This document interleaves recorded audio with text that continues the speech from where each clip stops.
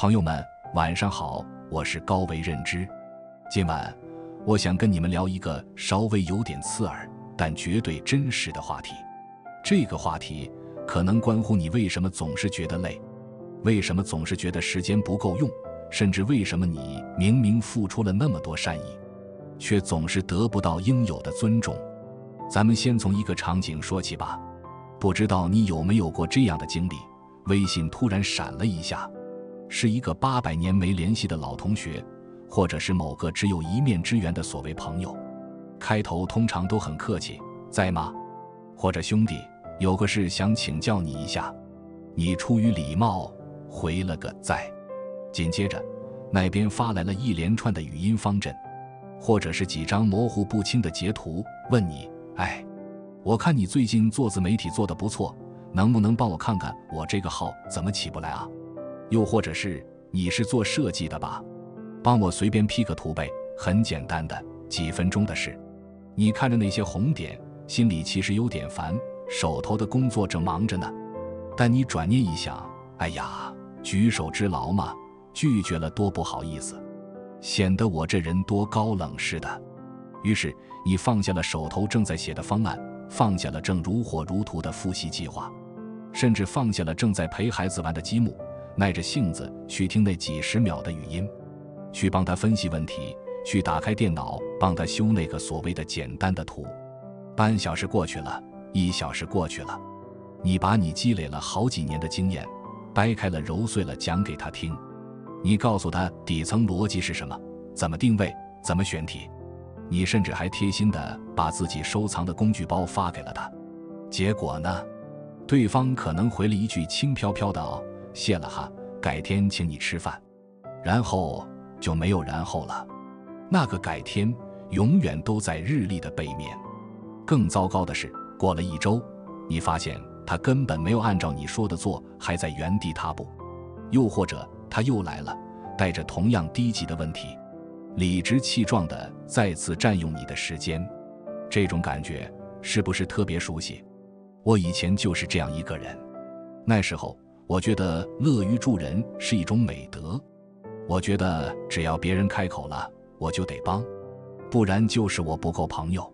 自从开始做自媒体之后，这种状态更是达到了巅峰。因为你在网上稍微有点名气了嘛，每天后台私信、微信好友申请那是络绎不绝。有真诚来交流的，这咱欢迎，但更多的是什么呢？是伸手党。有的人一上来就甩过来一个巨大的问题，老师，我很迷茫，我想赚钱，你教教我怎么做自媒体吧。你看，他连自己擅长什么，喜欢什么，有什么资源都不说，就指望你给他一个通用的财富密码。还有的人态度那叫一个高高在上，仿佛他来问你问题是看得起你，语气里透着一种命令感。那个谁，把你那个资料发我一份。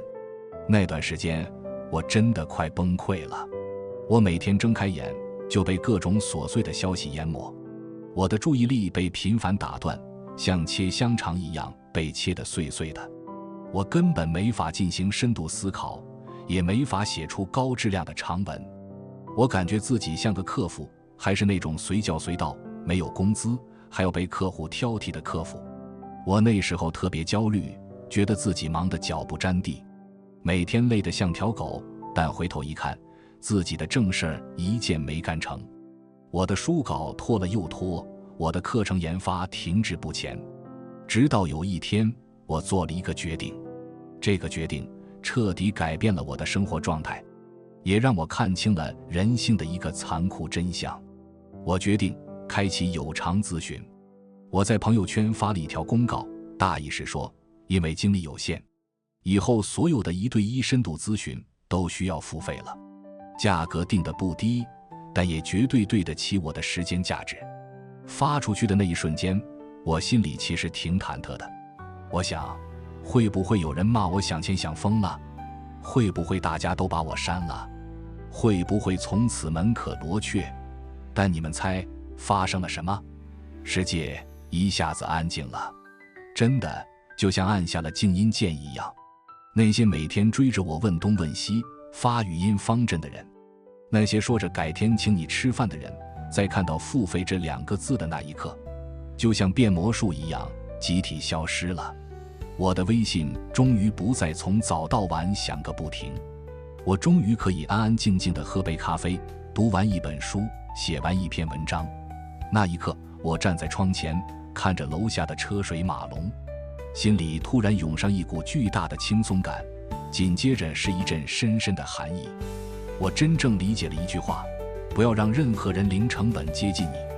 这真的不是冷漠，朋友们，这是一种生存智慧，是你终于学会了保护自己。为什么我会说这是一种寒意？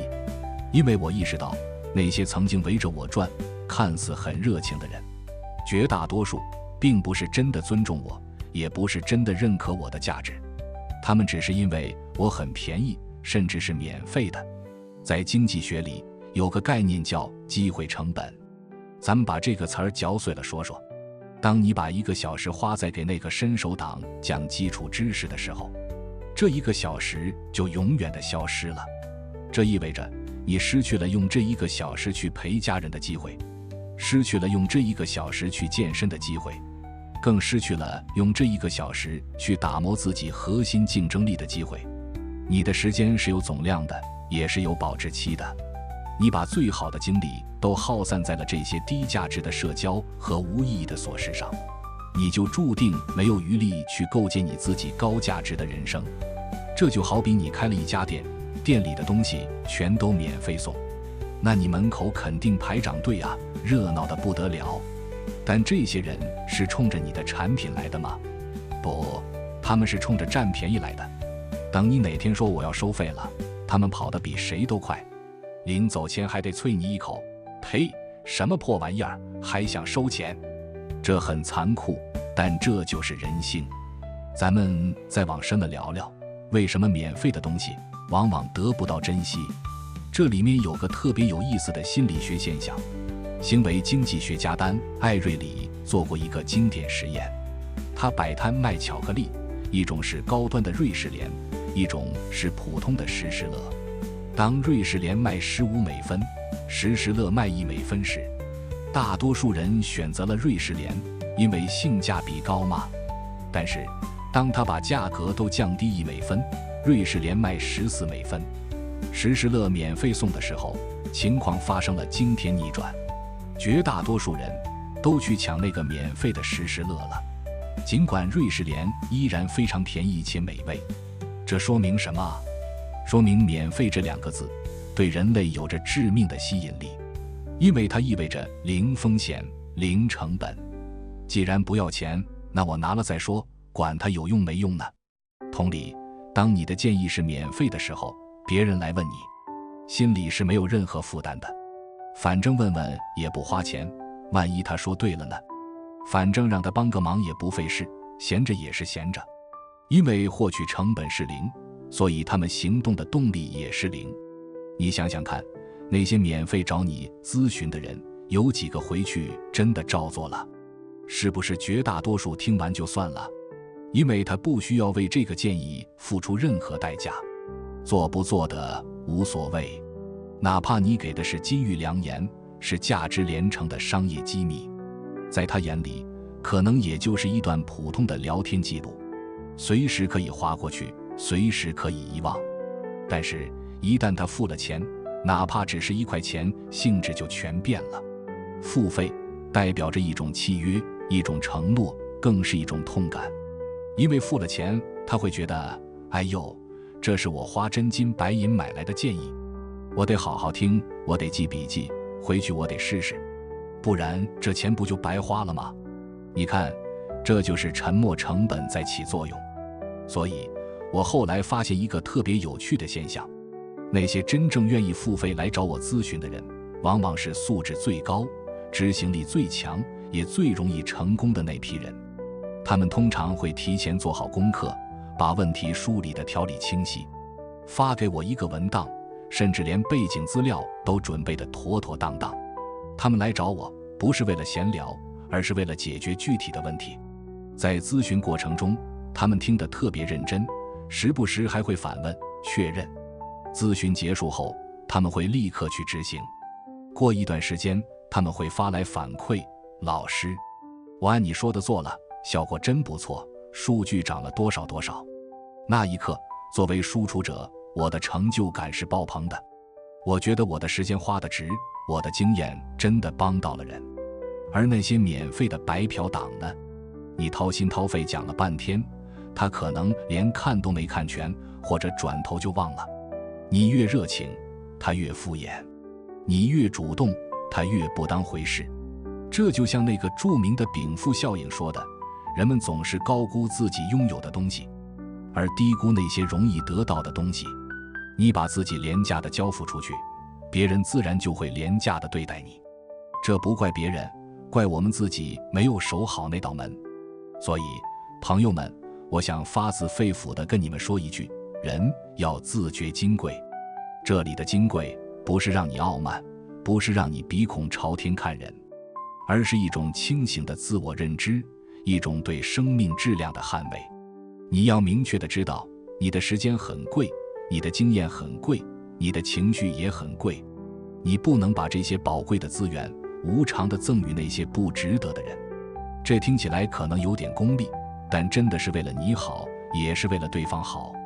你想啊，如果你对谁都好，对谁都来者不拒，那对于那些真正对你好，真正值得你付出的人来说，是不是太不公平了？你的时间就那么多，给了张三李四王二麻子，留给你父母、伴侣、挚友的时间就少了，留给你自己成长的时间就更少了。所以我们要学会建立门槛，这个门槛可以是金钱，可以是时间，也可以是某种规则。比如现在再有人来问我那种特别宏大的问题，我会直接丢给他几篇我以前写的文章，或者几本书的链接，说你先看完这些，如果还有具体的问题再来找我。这就设了一个门槛，如果他真的想学，他会去看；如果他只是想做伸手党，他就会被劝退。这就帮我筛选掉了90%无效的社交。再比如，对于那些想约我吃饭聊天的普通朋友，我会说，这周真的太忙了，咱们约下个月吧。如果下个月他还记得，说明他真的想见我；如果他转头就忘了，那说明这顿饭本来也没那么重要。当然，最直接、最有效的门槛还是收费。别不好意思谈钱，真的，越成熟的人越不避讳谈钱。商业的本质是什么？是等价交换，是持续服务。你以为你不收费是在做慈善吗？不，很多时候你是在纵容对方的懒惰，也是在透支自己的善意。如果你不收费，全靠热情硬撑，你迟早有一天会燃烧殆尽。你会觉得委屈，我帮了你们那么多，你们怎么一点表示都没有？你会变得怨气冲天，最后不仅帮不了别人，还把自己搞得面目可憎。而当你开始收费，或者开始设定明确的交换规则时，一切都变得简单而纯粹了。你付出了专业劳动，获得了经济回报，你心里平衡了，甚至很开心。对方付出了金钱，获得了有价值的解决方案，他心里也踏实了，觉得物有所值。这才是最健康、最长久的人际关系。很多公益项目为什么做不长？就是因为只靠情怀，没有商业造血能力。一旦热情耗尽，资金断裂，项目就黄了。反而是那些有清晰商业模式的机构，能几十年如一日地提供高质量的服务。所以不要觉得谈钱伤感情，谈钱恰恰是为了保护感情，为了让我们的善意能走得更远。那么具体该怎么做呢？怎么判断一个人值不值得你投入时间呢？我给你们3个简单的过滤器，也就是3个问题，你在心里默默问一下自己。第一个问题，他的问题具体吗？真正思考过的人问出的问题是有棱角的。他会说，我在做这个项目时，在第3步遇到了这个具体的阻碍，我尝试了 A 方案和 B 方案都不行，你有什么建议？而那种老师，我该怎么办？我想变有钱的问题直接过滤掉。不要试图去叫醒一个装睡的人，也不要试图去帮一个连路都懒得走的人。第二个问题，他愿意付出成本吗？这个成本不一定是钱，也可以是态度。比如，他是不是愿意为了请教你，特意跑一趟你所在城市？他是不是愿意在你方便的时间，而不是他方便的时间？他是不是在请教之前已经做了所有能做的功课？如果他连这点态度成本都不愿意付，只想动动嘴皮子就获得你的真传，那让他一边凉快去吧。第三个问题，他有行动力吗？这是最关键的。你回顾一下，这个人以前是不是那种听了很多道理，依然过不好这一生的人？是不是那种嘴上喊着要减肥，转身就吃火锅的人？如果是，别在他身上浪费时间。你的能量是用来滋养那些会发芽的种子的，而不是用来浇灌水泥地的。朋友们，在这个信息过载、人际关系泛滥的时代，我们最缺的其实是一种屏蔽力。我们要学会屏蔽掉那些无关紧要的人，屏蔽掉那些消耗我们能量的烂事。你要像守卫一座城堡一样守卫你的时间，把吊桥拉起来，把城门关上。